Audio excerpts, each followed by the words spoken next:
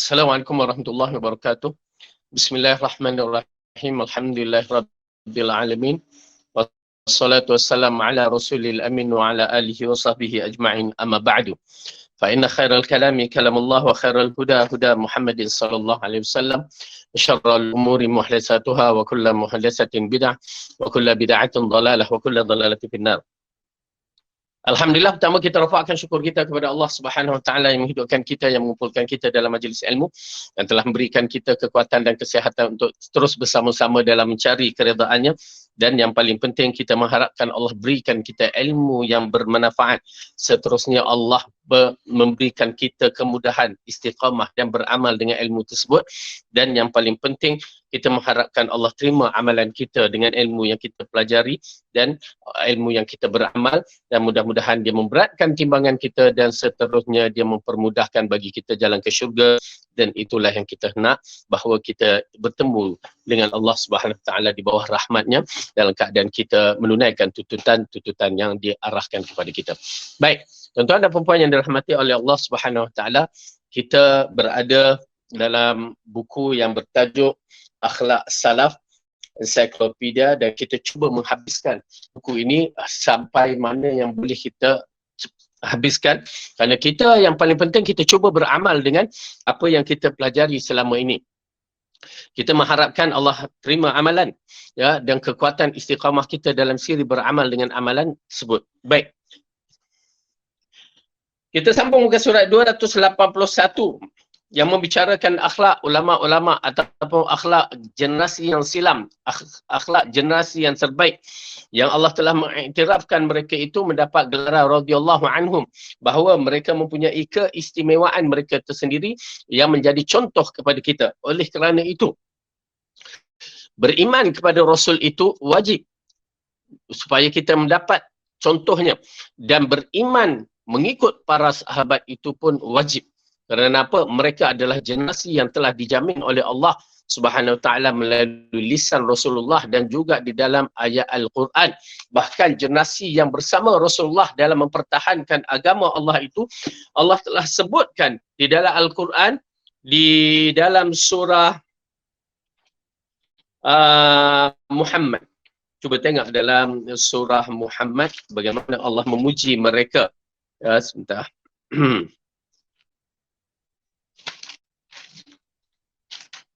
Ianya merupakan satu tuntutan kita menghayati pergerakan para sahabat, yang mana ianya merupakan satu pergerakan yang dipuji. Surah Al-Fatah, surah yang ke-48, juzuk 26. Surah Al-Fatah, surah yang ke-49, juzuk yang ke-26. 48. Juzuk yang ke-26. Ayat yang ke-29. A'udzu billahi minasy syaithanir rajim. Muhammadur Rasulullah walladzina ma'ahu asyidda'u 'alal kuffari ruhama'u bainahum.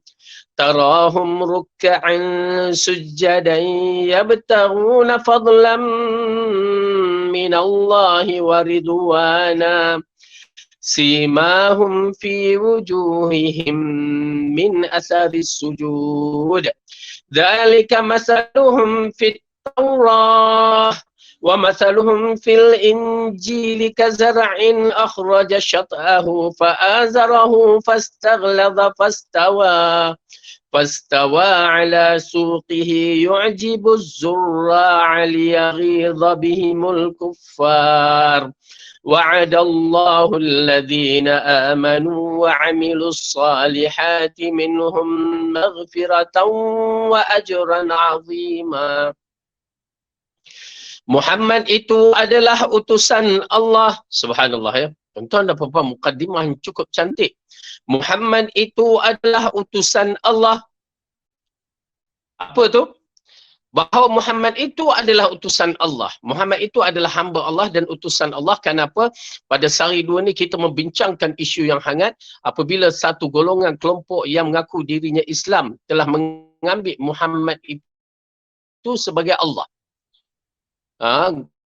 Hak tu diri beriman bahawa Allah itu Muhammad dia ada Muhammad utus buatlah subjek predikat Muhammad. Dia kalau dia tahu bahasa Arab tak apa, ini bahasa Arab pun tak tahu kaedah mubtada khabar ni pun dia tahu, ya, mubtada itu membezakan, khabar itu menceritakan, dia tak faham, ya. Terus dia kata sarjan Hasan, sarjan tu tak ada tak apa, tapi Hasan tu yang dikekalkan, ya, tapi digelarkan. Tak erti bahasa Arab nak bercakap tentang Al-Quran, ya, bercakap dengan kalimah Allah yang begini. Allah mengatakan Muhammadur Rasulullah, Muhammad itu adalah utusan Allah, ya. Kemudian Allah mengatakan apa? Dan orang-orang yang bersama dengannya adalah keras terhadap orang kafir, tetapi berkasih sayang sesama mereka. Walladzina ma'ahu. Jadi mereka ini bersifat tegas kepada orang kafir. Ini wala' wal bara' yang kita tidak ada. Yang ni setengah orang dah tak ada dah wala' wal bara'. Dia tak kisah kafir tu nak menyakiti orang Islam ke apa ke, dia tak kisah dah. Ya, fahaman LGBT, pluralisme ataupun berbagai-bagai tu, ya, dia dah tak kisah dah. Pahaman-pahaman liberal, pahaman-pahaman yang begitu dibiarkan. Kita orang Islam ada ketegasan dalam bab ini. Oleh kerana itu wala' wal bara' kena ada. Kerana itu adalah asas pada agama kita. Kalau tak ada wala' wal bara', jadilah kita apa juga kita tak kisahlah, tak kisahkan. Berbahaya. Kerana ini agama. Perlu dijaga. Kerana ia menentukan kebaikan kita dan generasi kita. Kalau kita tak mau jaga agama kita, habis. Kita akan saksikan bagaimana orang kafir dia tidak akan redha dengan kita. Okey, tak apa. Allah katakan, orang yang bersama dengannya adalah keras terhadap orang kafir, tetapi berkasih sayang sesama mereka. Kamu lihat mereka rukuk dan sujud mencari kurniaannya Allah dan keredaannya. Mereka rukuk dan sujud itu semata-mata mencari keredaan Allah. Kemudian Allah katakan apa? Tanda-tanda mereka tampak pada muka mereka dari bekas sujud. Bekas sujud ni bukan tanda bergetuk dari ni ataupun tanda-tanda dia, tak. Tetapi kesan dia sujud tu, muka dia tu ada nur, bak kata orang, walaupun tak keluar cahaya tu, tapi kita tengok muka dia tu tenang, aman. Kesan sujud, ketenangan. Kemudian Allah ceritakan apa? Demikianlah sifat-sifat mereka dalam Taurat. Nampak tak? Para sahabat ini telah diceritakan di dalam Taurat. Kitab Taurat, yakni beribu tahun sebelum kelahiran Rasulullah, telah diceritakan orang, generasi yang akan membantu Rasulullah ini sifat dia begini. Oleh kerana itu, kafir, orang-orang Yahudi, dia datang ke Madinah, dia nak jadikan diri mereka ini kononnya Ansarullah, penolong Allah, penolong Nabi zaman. Kita tahu Bani Khairuzah, Bani Quraizah, Bani Nadir datang ke Madinah semata-mata nak menjadi pengikut Nabi. Kerana sifat mereka diceritakan di dalam Taurat, salah satu sifat ni dia. Kemudian Allah katakan lagi. Demikianlah sifat-sifat mereka di dalam Taurat dan sifat-sifat mereka di dalam Injil, iaitu seperti tanaman yang mengeluarkan tunas. Ketunas menjadi tanaman itu kuat, lalu membesarlah dia dan tak lurus. Ya, tanaman itu maksud dibaja, ya, hati mereka hidup sebagai satu makhluk yang istimewa, makhluk yang hebat, mempunyai izzah, mempunyai kemuliaan, mempunyai kehebatan, yang mempunyai izzah diri sendiri. Ni dia muncul, ya. Walaupun mereka tu miskin, mereka tidak menadah tangan meminta-minta. Walau susah bagaimana, mereka akan mendahului saudara-saudara mereka. Ini yang diceritakan di dalam Taurat dan Injil. Dahsyat mereka, ya. Kemudian Allah mengatakan, lalu besarlah dia dan tegak lurusnya di atas pokoknya. Tanaman itu menyenangkan hati penanamnya, kerana Allah hendakkan hati orang kafir merana dengan kekuatan orang mukmin. Allah menjanjikan kepada orang yang beriman dan mengerjakan amal yang soleh di antara mereka keampunan dan pahala yang besar. Okay.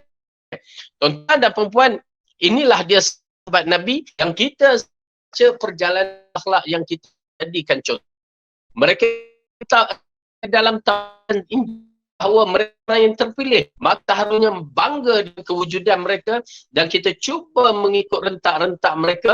Kenapa? Mereka orang yang terpilih, mudah-mudahan kita juga termasuk orang-orang yang terpilih mengikut mereka dengan mencari keredaan Allah. Dan Allah mengatakan, Rasulullah mengatakan, seorang itu bersama dengan orang yang disukainya di akhirat kelak. Jadi kalau kita suka orang-orang kafir, ya, tak kira lah orang tu macam mana, kita suka sangat, ya, maka kita akan bersama dia di akhirat kelak. Nauzubillah. Tetapi kalau kita suka orang yang beriman, ya, orang yang cinta, orang yang berada di zaman Rasulullah, yang setia bersama Rasulullah, dan insya-Allah kita akan bersama mereka.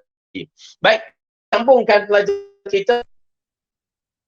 Muka surat 284, setiap kebaikan termasuk sedekah. Ini di antara keumuman lafaz bahawa setiap kebaikan termasuk sedekah.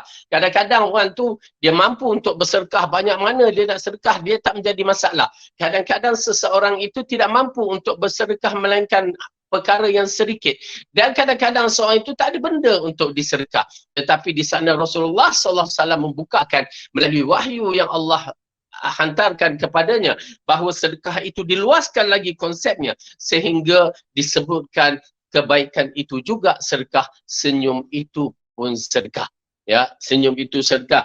Macam mana senyum itu sedekah? Itu panjang ceritanya. Ya, akan kita nak bagi cerita senyum aja. Ya, dah kenyang ke dengan senyum tu? Tak juga. Tapi nak ceritakan kebaikan itu tetap ada sedekahnya. Kemurahan hati melalui sedekah sunnah tidak terbatas pada harta benda, akan tetapi ia akan melalui semua bentuk kebaikan dan amal soleh, berbicara sopan, murah senyum dan membantu mengangkat barang bawaan. Semua itu termasuk sedekah apabila dilakukan dengan ikhlas kerana Allah. Berkaitan ini Rasulullah bersabda, kullu ma'rufin sadaqatun. Setiap kebaikan itu adalah sedekah. Jadi dalam bab ini, tuan-tuan dan perempuan, kita openkan, kita bukakan ruang-ruang sedekah terlalu banyak. Ya, apa juga kebaikan yang kita bagikan terlalu banyak sesetengah. Ya, selain daripada harta benda itu, kebaikan dari sudut apa ni? Kebaikan dari sudut perbuatan kita ataupun idea kita, semua itu adalah sedekah. Kita bagi pandangan yang baik itu termasuk dalam bab sedekah. Kita bagi pendapat-pendapat yang memberikan kebaikan itu adalah sedekah. Kita mengajar orang-orang pun termasuk ilmu yang bermanfaat itu sedekah. Berbagai-bagai, terlalu banyak bentuk sedekah yang boleh kita keluarkan untuk mendapatkan pahala. Oleh kerana itu, tuan-tuan dan perempuan, jangan pandang remeh bila kita membicarakan bab sedekah ini. Sehingga Rasulullah SAW memberikan perumpamaan bersedekah kerana nilaian satu sedekah itu Allah membesarkan di akhirat sehingga sebesar gunung. Yang di dalam disebutkan dalam hadis yang lain, sedekah itu dibesarkan sehingga sebesar gunung. Walaupun kita melihat dalam bentuk yang disebutkan oleh Rasulullah seperti berbentuk benda. Namun begitu, amalan yang kita lakukan itu pun tidak menjadi halangan untuk mendapat jumlah yang banyak. Seperti yang kita katakan, kalau kita pernah biasa dengan bisnes multi-level tu, yang dikembangkan. Jadi amalan soleh kita ini dari sudut ilmu bermanfaat, harta yang diinfakkan dan juga pandangan-pandangan kita. Jika kita bagi dengan secara baik, dia akan berkembang. Maka sedekah ataupun kebaikan kita lakukan itu, dia akan berkembang dengan begitu dahsyat. Oleh kerana itu kita nasihatkan kepada sahabat-sahabat, ya, kalau ada idea-idea yang baik, boleh dimasukkan dalam WhatsApp, disebarkan melalui Instagram ke ataupun Facebook ke atau apa-apa juga yang bermanfaat, kerana dia mendatangkan manfaat dengan syarat jaga unsur-unsur ada yang mengurangkan pahala kita. Okey, unsur muzik atau yang mana kan idea kita, tetapi kalau ada unsur-unsur tu selesa, ya, tidak memuaskan. Namun begitu, kalau kita ada idea yang baik, maka kita akan apa salahnya. Ya, apa salahnya? Kerana ilmu itu adalah bermanfaat yang boleh memberikan ganjaran pahala, kerana itu juga termasuk dalam bab sedekah. Berbandingkan kalau kita bagi komen ataupun idea yang tidak baik, kena pula facts ceritanya, cerita tip, apatah lagi itu fitnah, maka itu lagi merbah. Tak bertahu, nak delete kan, kita hantar, maka kita tanggungjawab Ar-Rahman. Dalam yang disebut tabamuka fi wajhi akhiki laka sadaqah wa amruka bil ma'ruf wa nahyuka 'anil munkari sadaqatun wa isyaduka ar-rajulu fi ardi ad-dhalali laka sadaqatun wa basaruka lir-rajuli radi al-basari laka sadaqatun wa imatatuka al-hajar wa syaukatal wal 'azama 'anil tariq laka sadaqatun wa ifraghuka dalwika fi dalwi akhika laka sadaqatun. Masya Allah. Lalu dalam hadis ini Rasulullah membuka ruang sedekah yang begitu besar. Ya, ganjaran sedekah. Jadi orang yang tak ada harta ni dia tak bolehlah bagi tahu aku tak ada harta ke apa ke. Ya, tak boleh. Dia kena buat juga sesuatu yang boleh mendatangkan sifat-sifat sedekah itu. Kamu tersenyum kepada saudaramu adalah sedekah. Okey, kita senyum ni tak memerlukan duit. Ya, tapi kalau kita nampak duit, kita akan senyum. Kan? Tapi kalau nak bersedekah tanpa duit pun, kita boleh dengan keadaan senyum. Tahu tak tuan-tuan dan perempuan, bila kita masuk dalam keadaan surur, gembira seorang, ya, masuk dalam ceria, orang akan tengok, Masya Allah ceria. Ya, orang akan tenang.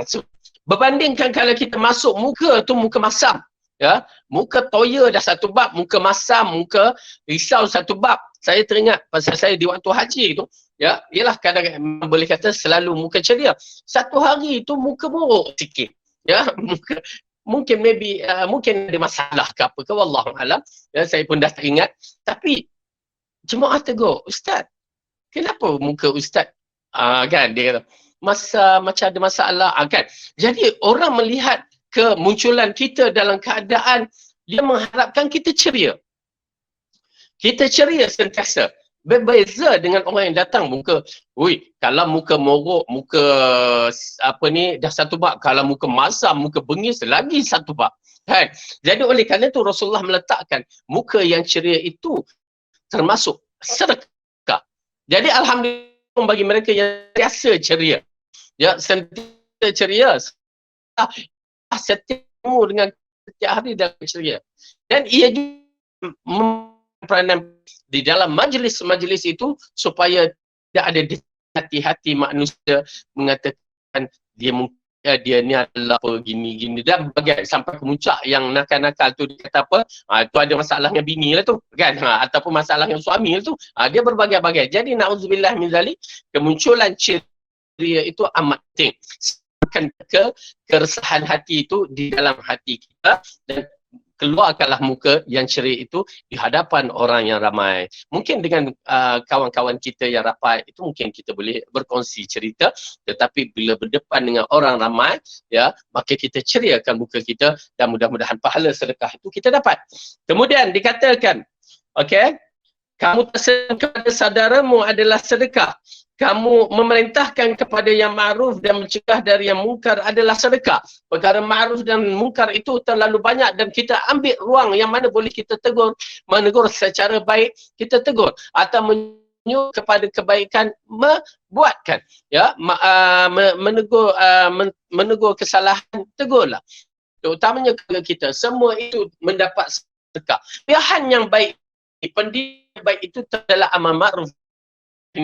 Kenapa pendidikan ma'ruf ini dalam banyak konsep yang kita lihat, ya, seorang yang dia pandai itu merupakan ma'ruf, satu perkara ma'ruf untuk membimbing manusia, ya. Seorang ibu yang mendidik anak dia itu perkara ma'ruf yang amat penting kerana bermulanya seorang yang besar itu datang dari seorang ibu dan ayah yang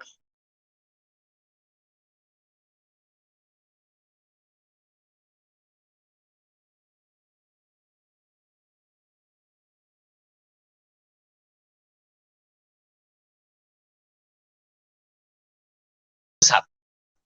Oleh kerana itu tuan-tuan dan perempuan yang oleh jiwa-jiwa ini perlu ibu-ibu bapa salah petang ataupun rendah di sisi masyarakat besar, kita kena vision dan kita kena target kita besar, yang mana ianya merupakan hadaf yang Allah telah tunjukkan kepada kita, bagaimana jiwa yang besar ini mampu untuk menguasai dunia.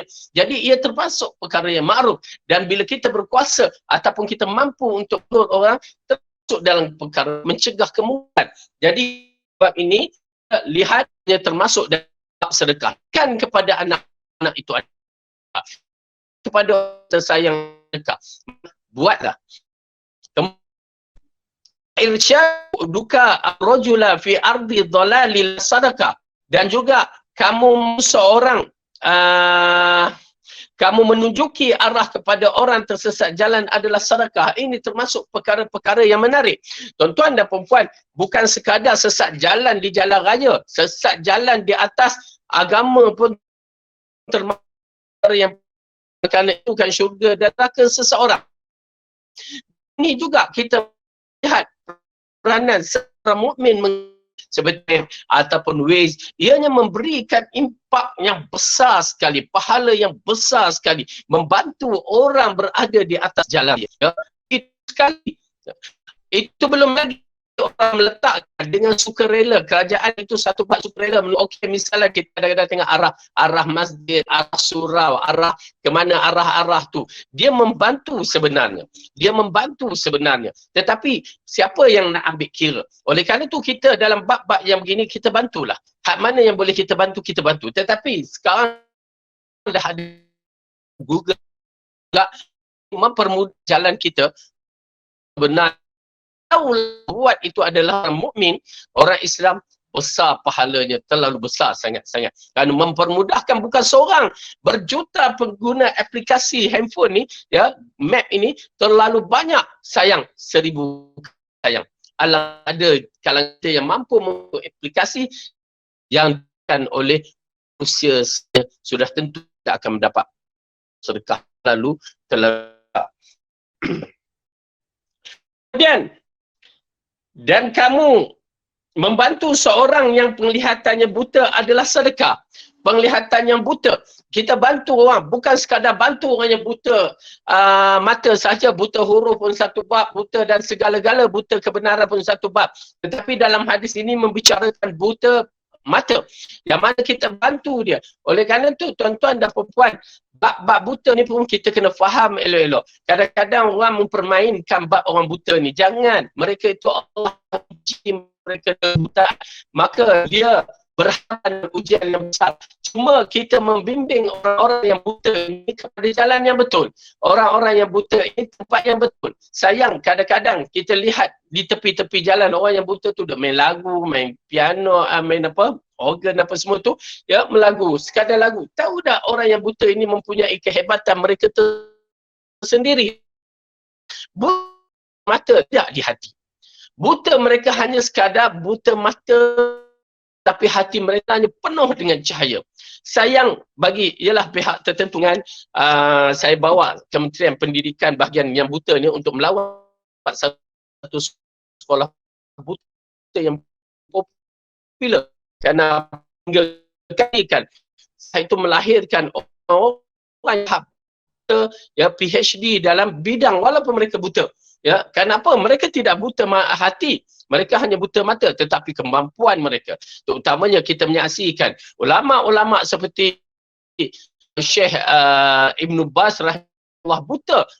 Saudi ramai yang dan muncul sangat muda jihad, telah menghafal ribuan pada zaman ini, anak muda, ya, dalam lingkungan 15 tahun, 16 tahun dah sekarang dah, ya, mana dia menghafal hadis yang kita celik ni tak hafal-hafal sampai sekarang ni.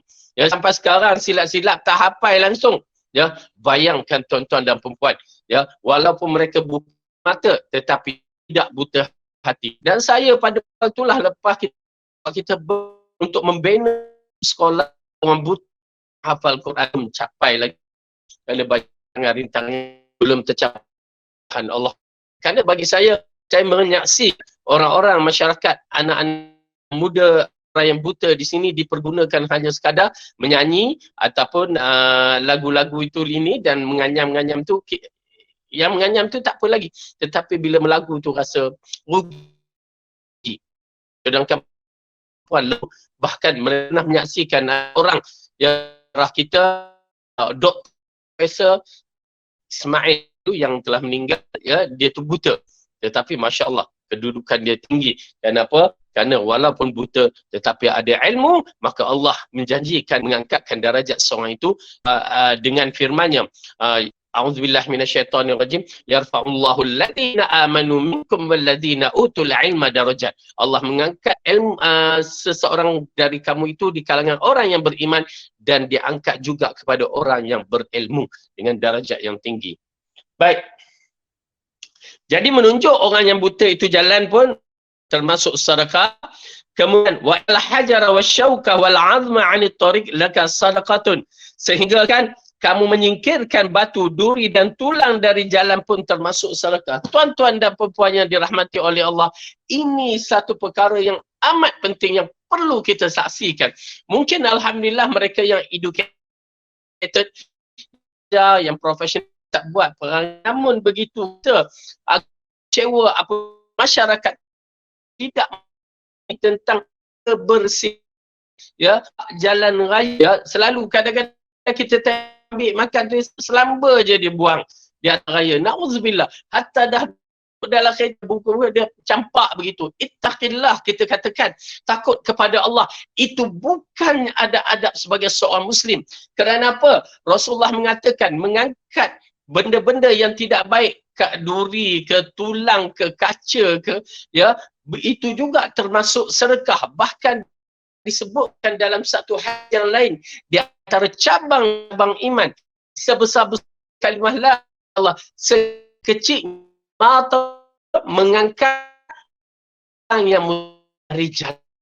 Dan kita kan mana Rasulullah SAW mengatakan, aku melihat seorang sedang lenang di dalam syurga hanya mengangkat kayu yang menghadang orang mukmin. Tuan-tuan dan perempuan yang dirahmati oleh Allah, kalau kita faham kaedah mengangkat atau membuang benda-benda yang tak baik dari jalanan, itu adalah pahala. Bagaimana kedudukan orang yang membuang barang-barang yang ataupun tak seharusnya dibuang tepi jalan, atas jalan makan sambil drive, ya, itu semua dosa. Dia dosa kerana hak jalan raya, hak tersendiri. Kita tak pedang orang jalan raya, tak boleh potong tempat-tempat yang tidak boleh dipotong. Nak lalu traffic light tu pun kena ada adabnya. No parking, tak boleh parking tempat orang-orang yang cacat, misalnya jika dia tak cacat. Begitu keadaan hak jalan raya, hak tempat-tempat tertentu. Tahu tak tuan-tuan dan perempuan, kalau kita angkat barang yang berada di atas jalan raya itu boleh menyebabkan kita masuk syurga. Subhanallah, kita buang benda tak baik pun boleh menyebabkan kita masuk neraka. Na'udzubillah. Oleh kerana itu, wallahu alam, bagi saya lah, ya, bagi saya kadang-kadang di mana tempat-tempat yang boleh kita bantu, ya, saya kadang-kadang bawa pelajar, ya, kita bawa, nampak satu benda menghalang jalan raya, kita pastikan keselamatan, kerana bukan semua boleh kita turun jalan raya pergi nak buang, nak angkat. Kenapa? Kadang-kadang datang kereta berlanggar, panjang pula ceritanya. Tetapi kita lakukan, okey, turun, siapa nak syurga, angkatkan ke tepi, takkan ke tepi tempat yang tak terang tu, tapi terang tu kita agak berhati-hati. Kadang-kadang juga kelaparan. Tahu tak tuan-tuan dan perempuan, dalam minda saya ni, ya, maaf kata minda ni, dia berfikir kalau motor langgar pun terbalik motor, mati orang tu, ya. Kalau apa berlaku, kereta mungkin selamat, tetapi orang naik bisikal kan, dia berhadapan dengan masalah-masalah ni. Kadang-kadang jalan tu memang bukan tunduk warak kan, tunduk aja, waraknya ustaz, tak, dah terbiasa. Kadang-kadang bila kita jalan tu dari dulu ternampak paku, kita ternampak benda-benda tajam, takkan kita nak biar. Dalam minda tu terus set, ya, kalau orang yang tak berkasut, orang miskin, ataupun terutamanya kalau yang kena manis tu, terkena paku, terkena teruk, ya, teruk, motor tengah laju, kalau motor cek tiba-tiba dalam keadaan laju, ya terjatuh, kerana itu mudah-mudahan istiqamahkan dalam tu, bukan nak cerita dah kecil benda macam tu. Pasal kita berfikir, yalah mak ayah kita ajar berbahaya begini, tolong bantu orang, jadi kita kena bantu. Tuan-tuan dan perempuan, kebaikannya bagi saya tidak mengharapkan apa-apa melainkan syurga. Saya mengharapkan syurga. Allah mempermudahkan kita berurusan, ya, dengan keadaan kesihatan kita, membantu orang-orang yang susah. Kita lihat paku-paku, kita lihat benda yang mengganggu jalan raya, turunkan kita punya jiwa, ya, rendahkan pribadi kita semata-mata nak berkhidmat. Tuan-tuan dan perempuan, kita orang tengok, orang puji, tetapi itu adalah cabang yang paling mulia di antara yang boleh menyebabkan kita masuk syurga. Jom kita lakukan walaupun berada, ya, di atas jalan raya yang mana kita tengok alah tak apa orang lain gitu, tak, kita buatlah hak mana yang boleh kita buat, tapi berhati-hati. Baik, bahkan saya tertarik dalam satu di Bukit Antarabangsa, waktu kami kita ternampak satu grup semua tunggu nak Tuhan. Tapi alhamdulillah saya tengok satu sekolah tahfiz, dan saya pun bersama pelajar-pelajar dengan sekolah tahfiz, dan elok pula waktu tu, ya, ada bawa gergaji elektrik, dan kadang-kadang kita bawa gergaji elektrik yang rechargeable tu adalah semata-mata untuk apa berlaku kanan tu kita akan. Alhamdulillah kita tengok sekolah mana saya tak, dia dulu, mereka turun dulu, dan lepas tu kita ada satu kita ikut membantu untuk mengubahkan kayu-kayu, apa, pokok-pokok, dan kita dan Allah dan Allah. Jadi bila kita dah kan kereta lalu lalang, dan waktu itulah kita terhadir siapa yang mudah akan permudahkan mereka di akhirat. Jadi jangan malu-malu untuk mencari ke ganjaran pahala di sisi Allah. Baik. Dan kemudian serta kamu mengisikan air ke bekas saudaramu dengan timba kamu sendiri, termasuk sedekah.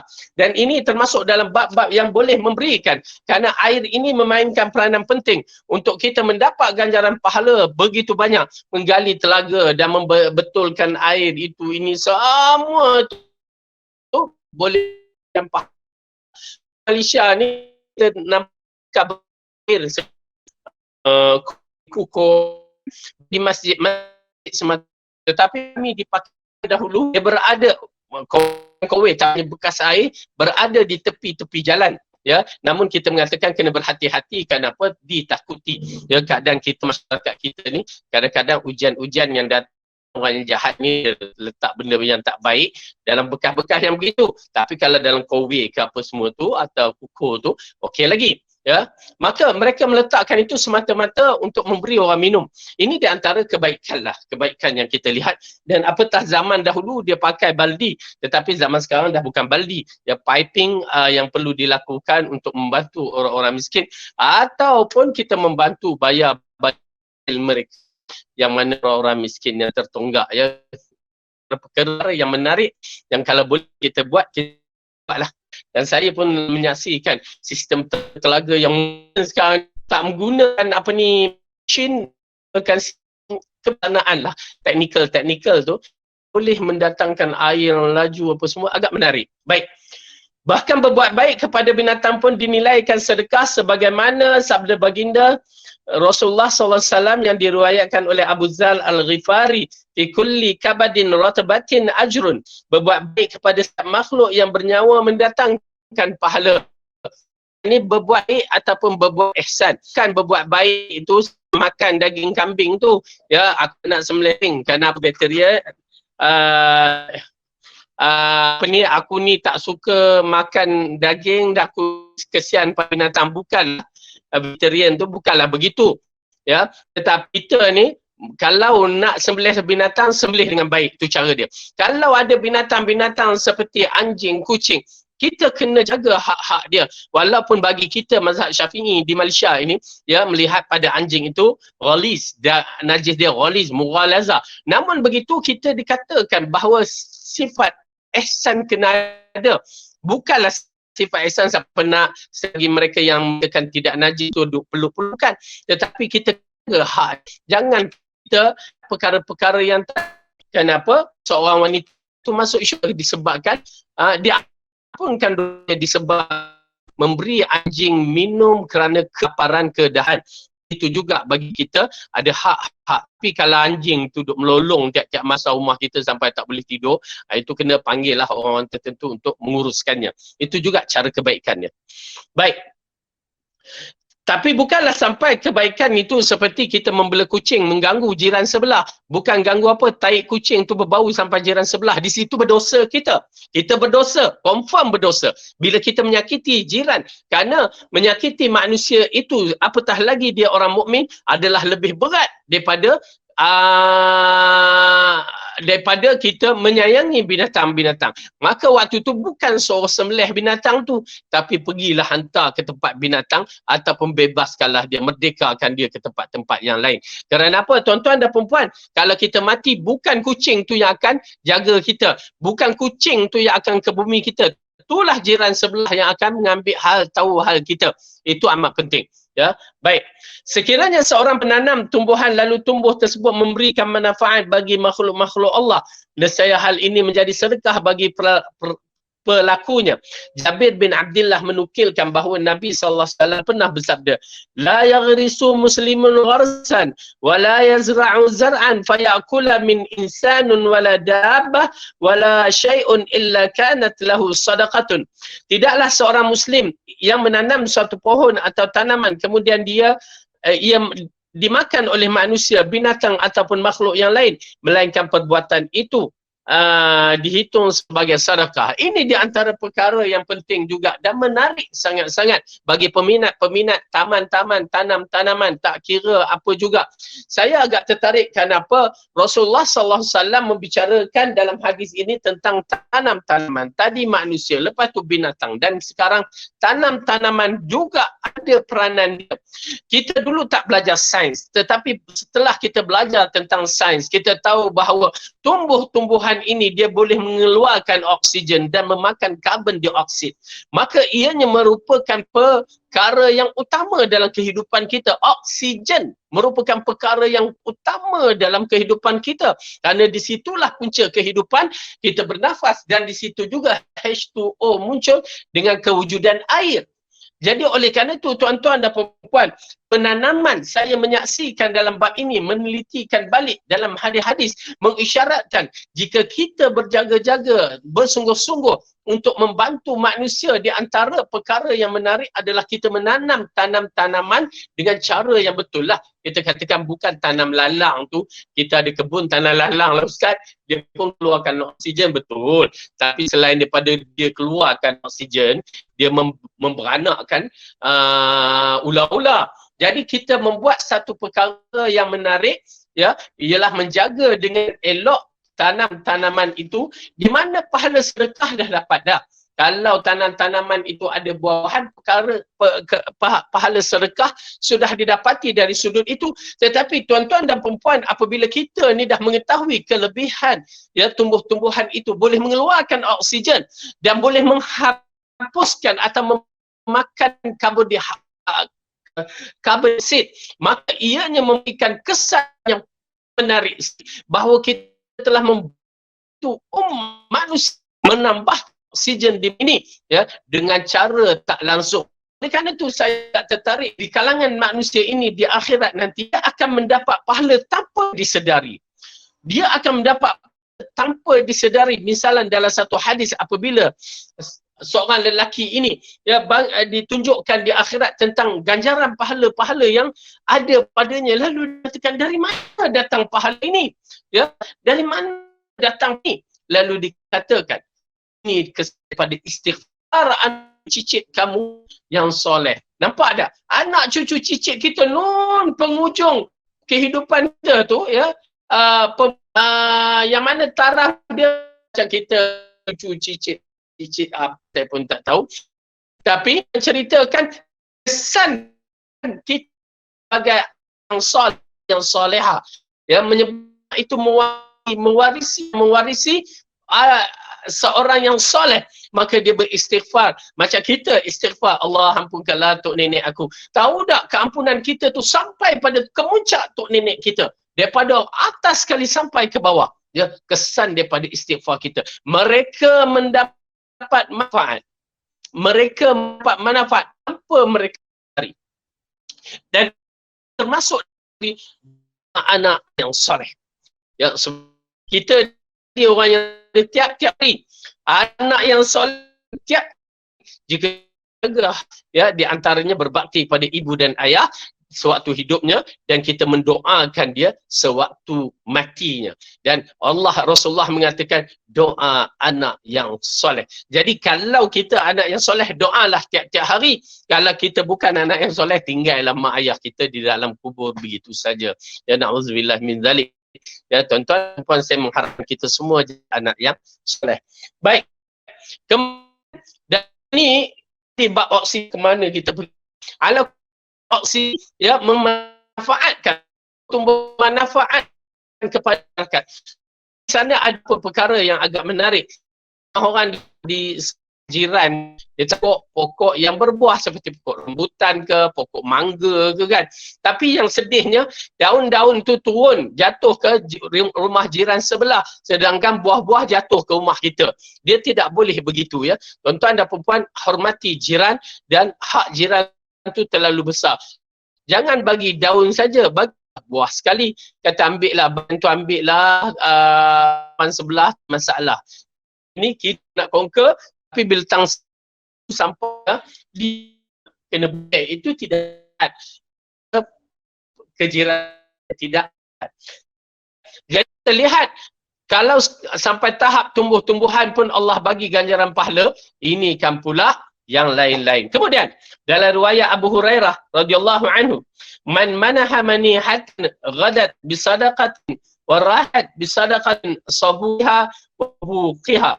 Barang yang memberi pinjaman haiwan untuk diambil susunya, maka ia seperti bersedekah pada pagi dan petang hari. Ia mendapat pahala mulai dari susunya yang diminum pagi hari hingga susu yang diminum petang hari. Tersilap. Ma min muslimin yaghrisu gharsan aw yazra'u zar'an fayakulu minhu tayrun aw insun aw bahimatun illa kana bihi sadaqatun. Apabila seorang muslim nanam satu atau kemudian ada burung, manusia atau binatang memakannya, nescaya hal itu menjadi sedekah baginya. Dan mudah-mudahan Allah berikan petunjuk kepada kita untuk terus beramal dan cuba memberikan impak, kesan yang baik kepada manusia keseluruhannya. Kemudian yang kelima, meneladani kemurahan hati Rasulullah SAW. Ya, ini di antara perkara yang menarik, kerana orang Malaysia ni murah hati sebenarnya, tetapi kita kena tengok, kita kena teladani kemurahan hati Rasulullah, kerana bukan semudah itu menjadi orang yang murah mengikut cara Rasulullah SAW. Kadang-kadang kita ni murah hati, tetapi cara murah hati kita pula kadang-kadang ada yang betul, ada yang tak betul. Kadang kita ni nak bersedekah, tetapi sedekah bagaimana punya? Kita ni, ya, nak bersedekah, tapi itu bukan kita. Kadang kita nak bersedekah, tapi kita sedekah dia tu sedekah. Di sini kita akan melihat kemurahan hati yang dibimbing oleh wahyu. Bismillah.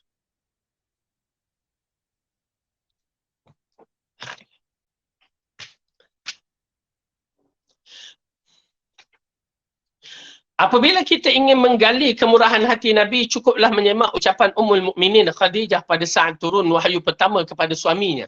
Ya, di mana Khadijah hari pada turunnya wahyu Rasulullah SAW, dialah wanita yang pertama yang membela Rasulullah SAW. Ya, dialah yang memuji Rasulullah, dan dialah wanita yang menjadi pendokong kuat kepada Rasulullah SAW. Para isteri-isteri salihah yang dirahmati oleh Allah. Ya, saya menasihatkan kita, jadilah kita wanita salihah. Ya, yang mana kita membela suami kita dari belakang, ya, dari belakang ataupun berbagai bentuk, dan secretkan, rahsiakan maklumat-maklumat suami kita kita, walaupun pada kawan-kawan kita, sehingga di kalangan ulama-ulama zaman dahulu, wanita-wanita solehah zaman dahulu, krisis rumah tangga dia yang tak perlu dikhabarkan kepada mak dan ayah dia, dia tidak akan khabar. Ya, teknikal. Kita ni manja sebenarnya, kita kehidupan kita dah terlalu manja. Ya, kalau kehidupan zaman dahulu, ibu-ibu, ya, wanita-wanita solehah, ibu-ibu cuba saksikan. Ya, wanita itu okey perniagaan. Aisyah Ummahatul Mukminin. Tahu tak Fatimah itu macam mana kerja? Kalau dulu ibu-ibu kita, ayah-ayah di bendang sawah-sawah atau padang ladang pokok getah tu, kita akan menyaksikan begitulah tabiat wanita-wanita zaman dahulu. Sehingga Fatimah datang, ya Rasulullah, aku nak minta bantuan kepada kamu jika ada seorang hamba untuk bantu dia buat kerja rumah. Ya,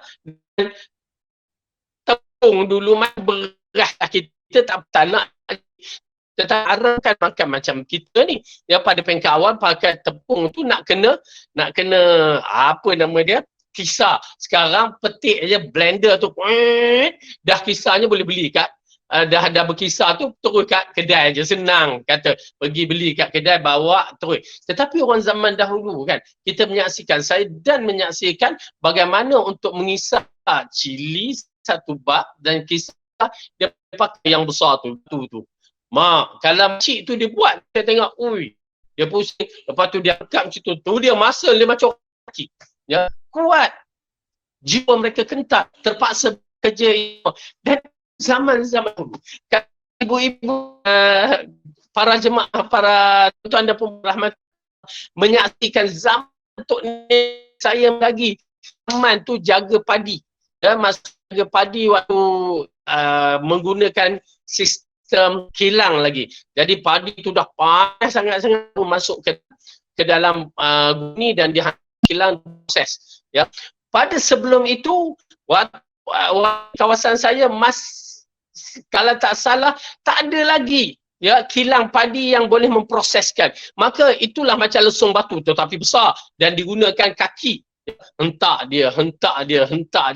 Dia waktu dia hentak dalam bekas tu, kita tolak-tolak beras tu pasal terkeluar kan, ya, masukkan balik, dia hentak lagi, masukkan balik. Kadang-kadang kita ni waktu tu kecil, kita pun baik-baik tangan kamu, nanti kena lesung tu kan, orang-orang tua kan. Saya suka dalam bab bergaul dengan orang tua macam tu.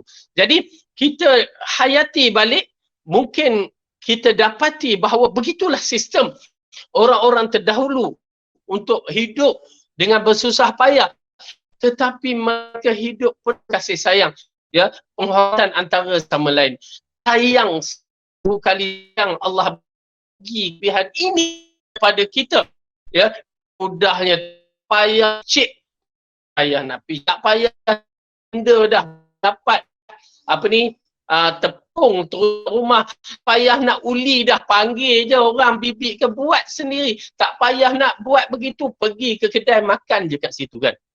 Sampai gemuk-gemuk lah kita. Waktu kahwin dulu ramping, dah kahwin tu dia, ya, gemuk. Nikmat yang Allah bagi. Tetapi kadang-kadang kita tidak bersyukur. Kita bukakan aib suami kita di depan kawan-kawan kita. Kita perkatakan aib isteri kita di depan kawan-kawan kita. Merupakan satu perkara yang tidak sihat pada diri kita. Tuan dan perempuan, takut kepada Allah. Jangan sampai begitu kita aibkan kita di depan orang. Aibkan isteri kita, aibkan suami kita di depan orang. Di belakang suami kita, di belakang isteri kita. Takut pada Allah. Kerana kita akan dipertanggungjawabkan. Sedangkan dia adalah sebahagian dari kehidupan kita. Bersabar. Bersabar. Yang paling penting bersabar. Dan terutama isteri-isteri, jangan sekali-kali, ya, kemudahan yang Allah dah bagi sangat-sangat dahsyat. Sangat-sangat dahsyat. Kalau nak banding Fatimah yang terpaksa dia ambil bandung buat balik.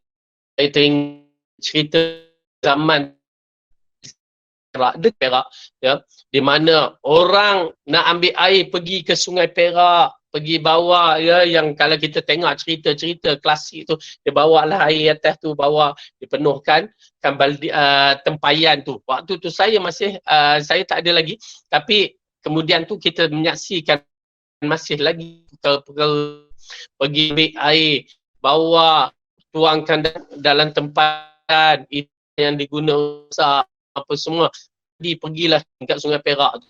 Ya, tetapi Allah lagi nikmat begitu besarnya kepada kita. Fabi ayyi ala rabbikuma kadziban. Ya, ayat apa lagi, perkara apa lagi menafikan nikmat Allah ini, ya, dan mengingkari Allah sama sekali. Jangan. Saya nasihat kepada diri saya nasihat kepada ibu-ibu dan bapa-bapa, ayah, para suami, supaya bersabar dengan apa yang ada dan bersyukur dengan apa yang ada dan bersabar dengan apa yang kekurangan. Dan tolong jangan menceritakan keburukan pasangan kita di depan orang lain. Peliharalah istighfar banyak-banyak dan bertaubat. Ya, istighfar banyak-banyak dan bertaubat. Kita renung kembali kedudukan kita di sisi Allah nanti. Ya, subhanallah. Baik. Dengan tubuhnya gemetaran, beliau mendatangi isterinya, iaitu seraya berkata, "Hai Khadijah, aku benar-benar khawatir akan keselamatan diriku."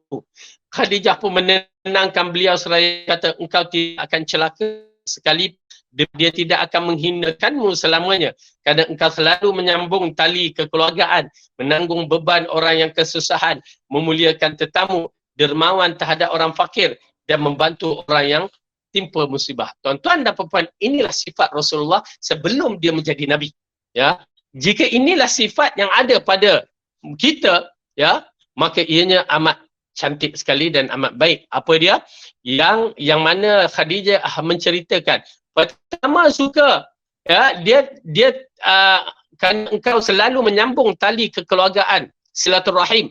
Yang kedua, menanggung beban orang yang kesusahan, membantu orang dalam kesusahan. Yang ketiga, memuliakan tetamu. Dan keempat, dermawan terhadap fakir miskin. Yang kelima, membantu waktu orang ditimpa musibah. Jadi, semua perkara ini menjadi asas yang menunjukkan Rasulullah tidak akan hina. Kemudian, semaklah pada pula sabda Allah begitu. Ya, kita pekan dengan terjemahan manusia yang dicintai oleh Allah yang paling bermanfaat untuk sesama, ya, yang paling dicintai oleh Allah, manusia yang paling banyak manfaatnya. Oleh kerana itu, bagi mereka yang berada di bidang profesional, misalnya kita ni orang yang berada di bidang profesional bermanfaat, terlalu banyak manfaat.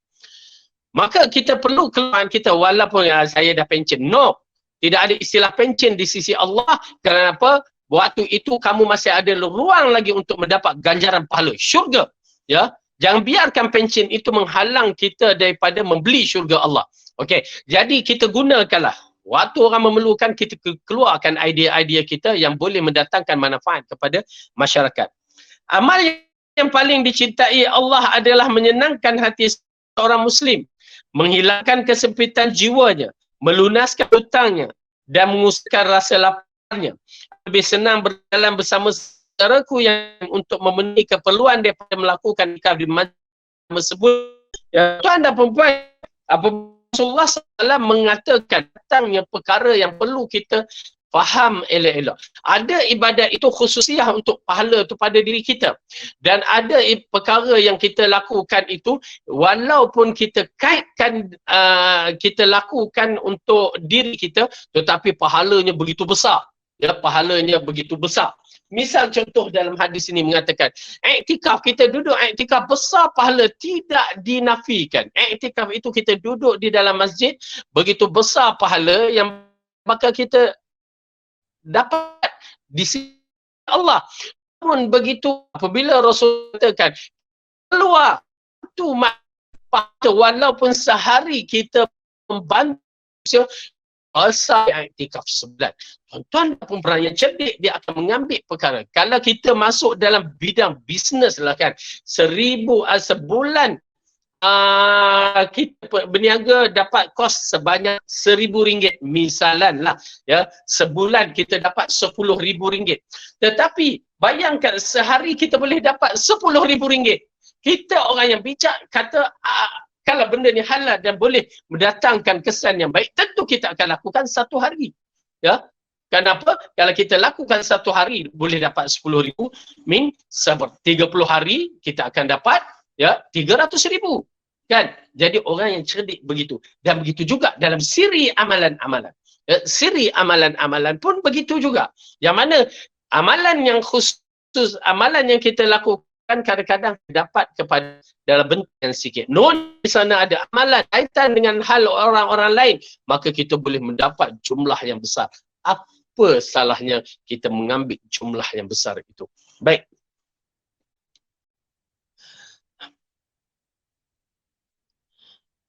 Barang siapa yang, mana tadi?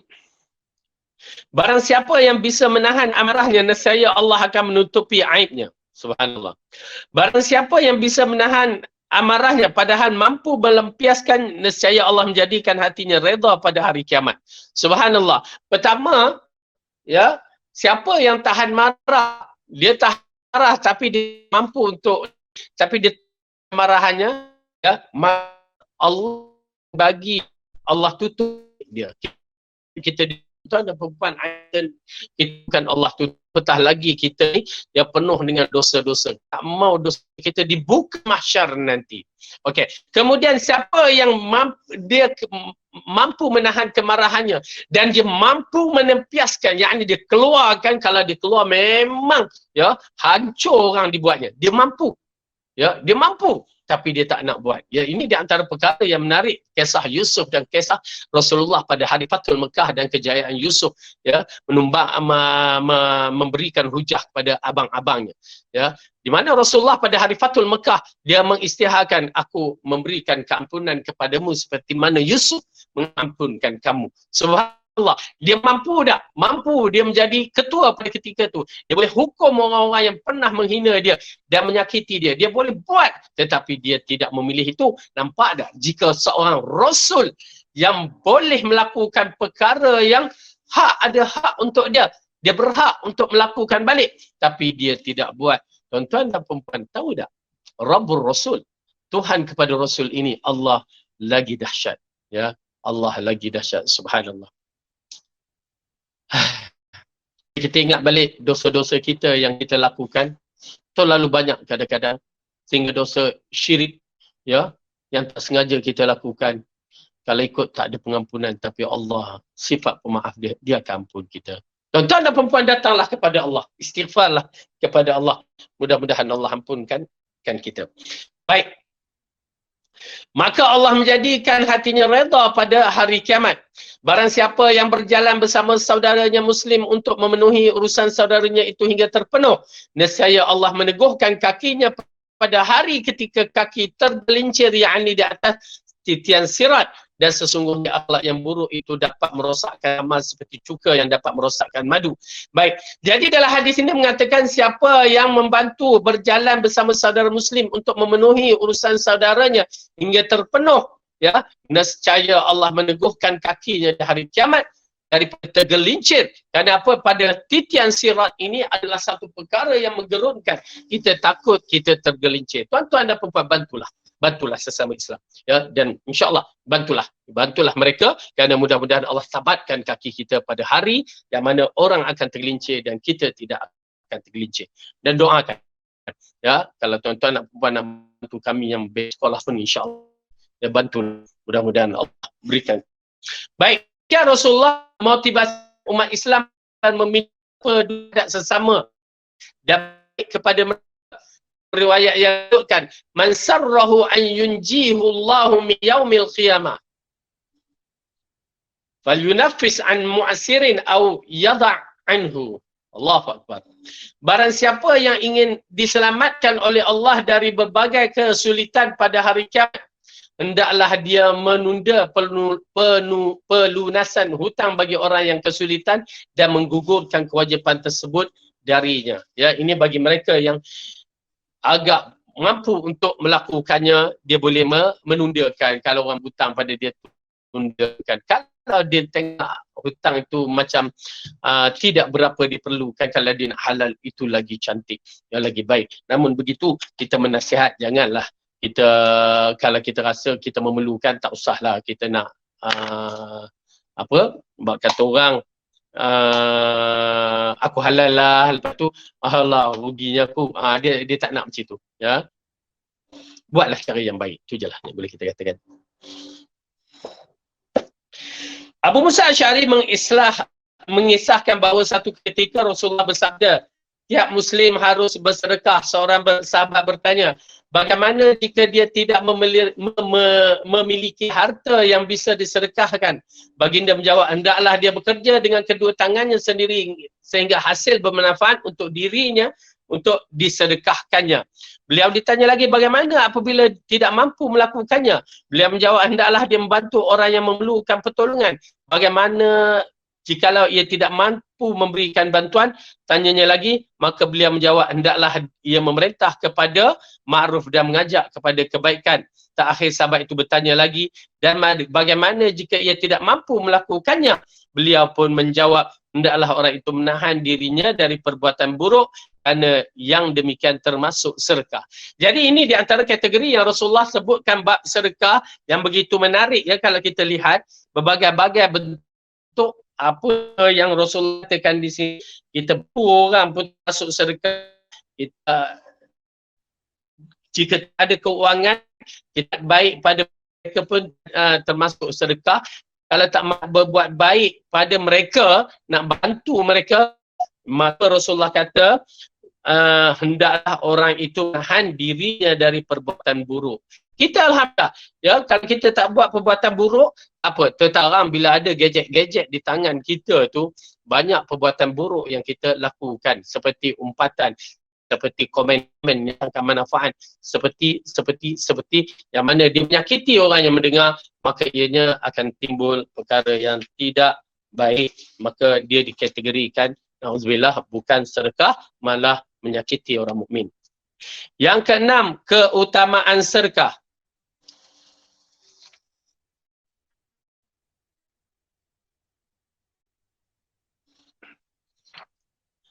Saat nafsu menghasut kita agar bersifat bakhil atau pada waktu hati begitu berat diajak bersedekah,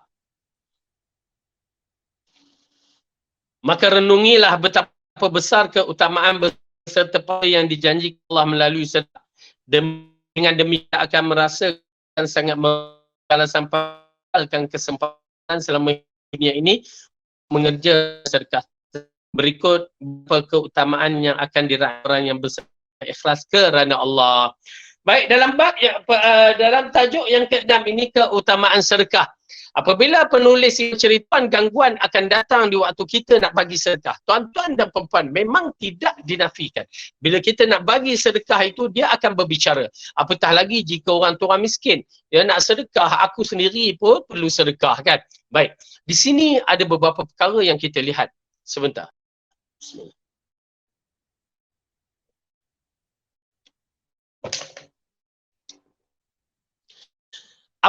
Allah berfirman dalam surah Al-Baqarah. Allah mengatakan di dalam siri ayat berkaitan dengan sedekah tu, juzuk yang ketiga tu, Allah berfirman, A'udzu billahi minasyaitonir rajim. Asy-syaitanu ya'idukumul faqra wa ya'murukum bil fahsya. Wallahu ya'idukum maghfiratan minhu wa fadla. Wallahu ghaniyyun hamid. Okay. Syaitan menjanjikan kemiskinan, ya'idukumul faqra wa ya'murukum bil fahsya. Syaitan menjanjikan kemiskinan dan juga menyuruh kepada perbuatan yang jahat. Okay.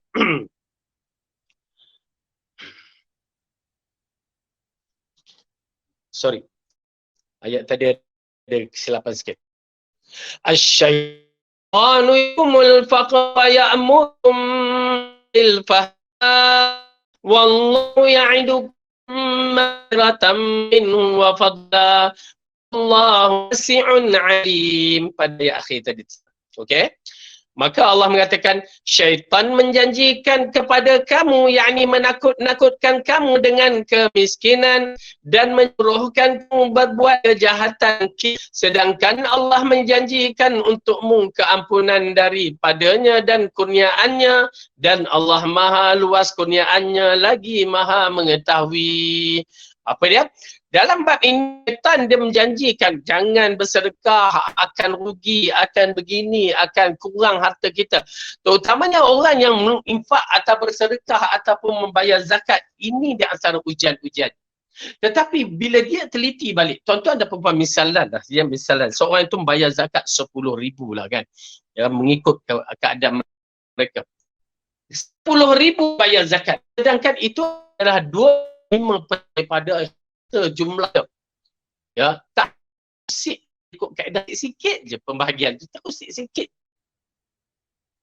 Mahal suci Allah dalam itu. Ada kacau, banyak ni. Ya, banyak ni, puluh nak bagi, banyak. Kamu akan bagi, kamu bagi. Tapi tuan-tuan, bila direnung balik tahun depan, sama juga jumlah yang akan dibagi ataupun lebih lagi. Ya, dari mana datang kita kata 10,000 tu, yang dah habis tu, ya, dah habis kita bagi tu, tengok-tengok, ada pula lagi tahun depan, boleh lagi. Bahkan lebih lagi. Kebiasaannya akan lebih lagi. Tahu tak? Itulah dia. Syaitan menjanjikan kemiskinan dan menyuruhkan kamu melakukan kejahatan. Dia mengatakan duit kamu akan habis. Dan kamu jangan bagi zakat. Kejahatan dimaksudkan di sini ialah jangan bersedekah, jangan bagi zakat. Sedangkan wallahu ya'idukumul maghfiratan minhu wa fadla, dan Allah menjanjikan jika kamu lakukan pengampunan untuk kamu dan kelebihan, maka oleh kerana itu orang yang bagi zakat dia akan dapat kelebihan pada akan datang. Wallahu wasi'un alim, dan Allah itu maha luas rezekinya dan maha mengetahui akan apa yang dilakukannya. Baik, jadi dalam bab ini tuan-tuan dan puan, memang syaitan akan menjanjikan kemiskinan. Maka sabar, bahkan kita melihat hadis-hadis janji-janji Allah kepada kita yang rajin bersedekah. Baik. Satu, memadamkan kemurkaan Allah. Rasulullah bersabda, inna sadaqata sir tu'fi'u ghadaba rabbi tabaraka wa ta'ala. Sesungguhnya sedekah yang secara rahsia biasa memandamkan kemarahan Allah. Kita nak Allah tidak marah kita. Kita nak Allah redha kepada kita. Tuan-tuan dan puan, ini asas kepada kehidupan kita. Kita nak Allah redha kepada kita. Para sahabat dah mendapat title dia radhiyallahu anhu dan kita mencari title tersebut. Dan cara nak mencarikan keredaan Allah dan tanpa kemarahannya, di antaranya bersedekah dalam keadaan rahsia. Sedekah dalam keadaan rahsia bukan banyak pun, sekupang 10 sen, RM1 pun dah kategori kita sedekah tu orang tak tahu, itu kategori rahsia. Kerana kalau kita sedekah orang tahu leceh. Di mana kita takut termasuk dalam unsur riak. Ya, hanya RM1 je kita nak masuk, tapi riak tu main tu. Ya. Tahu tak tuan-tuan dan puan, bila kita melakukan sedekah secara rahsia, tu dia ganjaran. Allah akan ampun kita, memadamkan kemarahan Allah kepada kita dan dia redha kepada kita. Bersedekahlah. Dan alhamdulillah sistem-sistem sekarang pun bersedekah online lah semua, orang tak tahu pun kadang-kadang buat. Ini berlaku pada zaman 3 qurun yang terbaik. Kalau tak salah saya, salah seorang cicit-cicit Rasulullah SAW bersedekah, yang mana dia menghantarkan makanan tiap-tiap gandum tu ada di depan tu rumah miskin. Mungkin siapa tengok, siapa yang mengintangi, dapat kesan. Tapi bila mereka tahu, oh dia yang bagi, bila hari kematian. Bermula daripada hari kematiannya sampai bila tak ada dah. Di situlah orang tahu bahawa yang meletakkan sedekah itu ada si dia. Nampak tak? Merahsiakan begitu licik sekali. Kita tak. Kadang-kadang kita ni nak juga cerita. Jangan. Kemudian, yang kedua, menghapuskan sedekah. Menghapuskan dosa. Rasulullah SAW bersabda, "Wasadaqatu tudfi'ul khati'ata kama tadfi'ul ma'un nar." Sedekah menghapuskan dosa seperti air memadamkan api. Air memadamkan api. Jadi dalam hadis ini mengisyaratkan sedekah boleh menghapuskan dosa kita. Tuan-tuan dan puan, apabila Rasulullah SAW mengingatkan kepada kita tentang betapa pentingnya sedekah, buat. Yang ketiga, pelindung dari api neraka. Berdalilkan hadis fattaqun nar walau bisyikin tamrah. Hindari api neraka walaupun dengan bersedekah hanya separuh biji kurma. Separuh biji kurma ada apa? Tetapi nilaian yang penting dari jiwa kita nak bersedekah itu yang akan memadamkan api neraka. Ya, menyelamatkan kita dari api neraka. Yang keempat, dinaungi sedekah pada hari kiamat. Uqbah Ibnu Amir radhiyallahu anhu berkata, aku pernah mendengar Rasulullah bersabda, kullu mri'in fi dhillin sadaqatihi hatta yufsala bainan nas atau qala yuhkama bainan nas. Allahu akbar. Ya, tuan-tuan dan puan-puan, apabila Rasulullah mengatakan setiap muslim berada dalam naungan sedekahnya hingga diputuskan perkara di antara manusia pada hari kiamat, ya, hingga hukumnya diputuskan atau dia mengatakan hingga hukuman diputuskan di antara umat manusia. Maksudnya, ya, subhanallah, kita menyaksikan satu perkara yang menarik, ya, di mana selain pada Arasy Ar-Rahman yang menjadi lindungan bagi orang-orang yang punya sifat terbaik, tu golongan yang mendapat lindungan Arasy Ar-Rahman. Di sini terdapat satu bayangan, ya, ini adalah macam tu ada perempuan payung. Kalau tu musim haji tahun ni di Mekah memang panas orang akan pakai payung putih tu kan. Ya, payung atau pakai cap. Kalau yang bukan musim haji itu pakai cap, tetapi waktu musim haji tu banyak pakai payung atau berselindung di balik kemah-kemah. Maka di sini tiba-tiba seorang tu yang akan di mahsyar tidak ada kemah. Tidak ada lindungan bentuk-bentuk tertentu, dan ini mengisyaratkan satu lagi daripada 7 golongan yang mendapat lindungan Arasy Ar-Rahman adalah lindungan bayangan sedekah. Okey, boleh kita nampak ya. Lindungan bayangan sedekah. Banyak mana kita bersedekah itu yang menjadi wallahu alam kita tak tahu. Kan? Kalau sedekah kita diterima oleh Allah, dia akan jadi seperti lindungan daripada panas terik yang dikatakan panas itu jaraknya satu batu. Ya, matahari itu jaraknya satu batu. Maka bayangkan panas terik akan berlaku. Kita memerlukan lindungan. Maka rupanya lindungan sedekah itu akan menjadi satu bayangan kepada, yakni menjadi bayang untuk menghalang kepanasan matahari. Tuan-tuan dan puan-puan, menarik sekali. Ya, hadis ini menarik sekali. Yang mana jom kita cuba bersedekah hak mana kita mampu. Baik.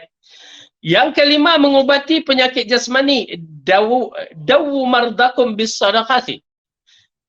Obatilah orang-orang yang sakit antara kalian dengan bersedekah.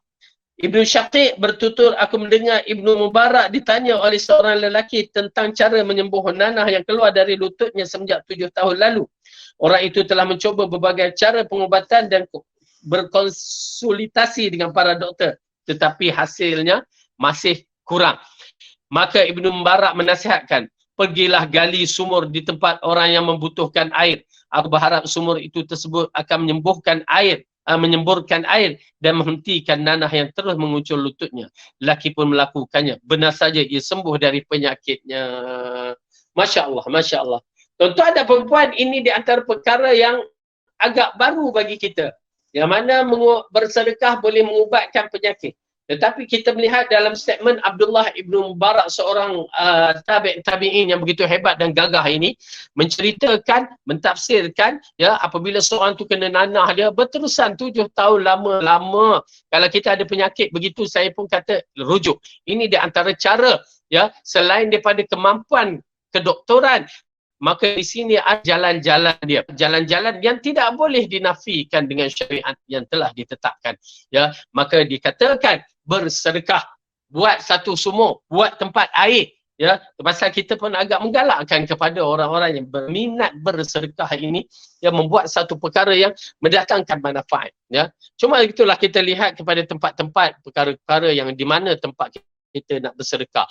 Supaya tempat yang kita bersedekah itu mengikut Al-Quran dan Sunnah. Saya nasihat sangat-sangat tuan-tuan dan puan-puan, jika kita nak bersedekah, pastikan tempat yang kita nak bersedekah. Kerana zaman kita bercampur baur. Silat-silat kita bersedekah dengan golongan-golongan yang sesat. Dia akan menghancurkan sunnah, akan menghancurkan Islam. Kita sedekah dengan golongan ahli kalam, maka dia akan menghancurkan sunnah. Kita bersedekah dengan golongan sufism, dia akan menghancurkan sunnah.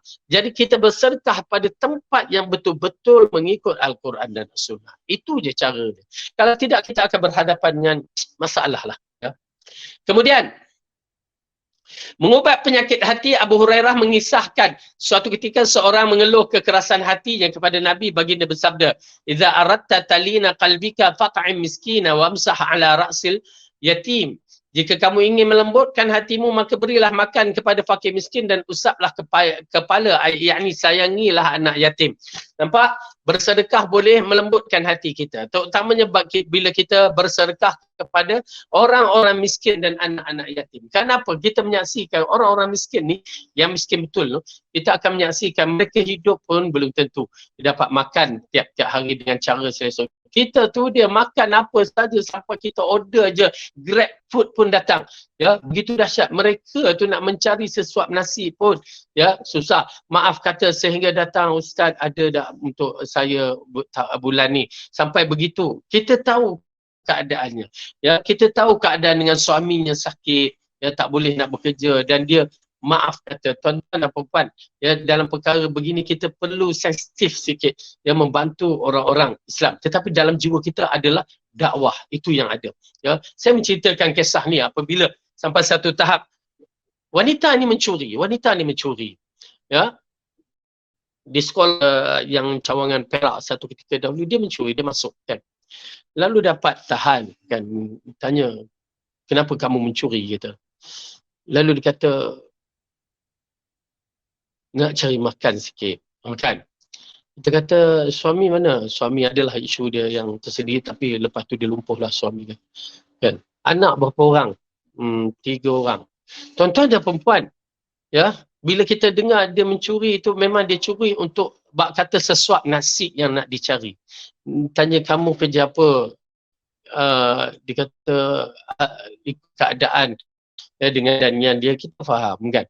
Maka di sini kita renung balik, kita muhasabah balik diri kita, yang Allah dah bagi limpahan ruah. Apalah salah kalau sekadar beras yang harga RM26 sekarang ini, mungkinlah telur sikit, dengan kita kehidupan mewah, sama-sama kita bantu. Subhanallah ya, tuan-tuan dan puan-puan, dalam bab itu ya, minda kita dalam dakwah tidak dinafikan. Itu memang asas dakwah. Kita pastikan kita solat, ya anak tu ajar Quran apa semua, sambil berdakwah. Maka dia akan mendatangkan manfaat yang besar. Maka di sini mengisyaratkan kepada kita, ya, keutamaan sedekah ini dia boleh melembutkan hati. Kemudian yang ketujuh, dicegah dari tertimpa berbagai bala. Kita cuba habiskan bab ini. Ya. Di mana Rasul disebutkan wasiat Nabi Yahya kepada kaumnya. Wa'murkum bisadaqatin fa inna mathala dzalika rajulun asiru adu